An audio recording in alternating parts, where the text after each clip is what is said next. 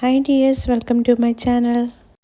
ഇന്ന് നമുക്ക് easy and സിമ്പിളായിട്ട് ഒരു മസാല ദോശ ഉണ്ടാക്കി നോക്കാം. ആവശ്യമായത് ഉരുളക്കിഴങ്ങ്, ബീറ്റ്റൂട്ട്, ക്യാരറ്റ്, സവാള, ഇഞ്ചി, പച്ചമുളക്, കറിവേപ്പില, വറ്റൽമുളക്. ക്യാരറ്റും ബീറ്റ്റൂട്ടും ഉരുളക്കിഴങ്ങും ചെറുതായിട്ട് അരിയുക. പച്ചമുളകും ഉപ്പും വെള്ളവും ചേർത്ത് നമുക്ക് കുക്കറിൽ വേവിക്കാം. ഇനി നമുക്ക് മസാല തയ്യാറാക്കാം. അതിനായി സവാളയും ഇഞ്ചിയും ചെറുതായിട്ട് അരിയുക.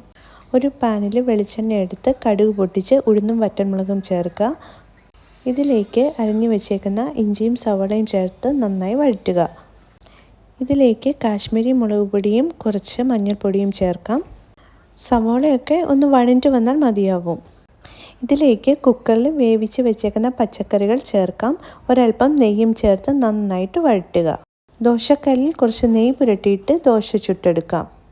ദോശ വെന്ത് കഴിയുമ്പോൾ നടുവിലേക്ക് നമ്മുടെ മസാല വെച്ച് കൊടുക്കാം.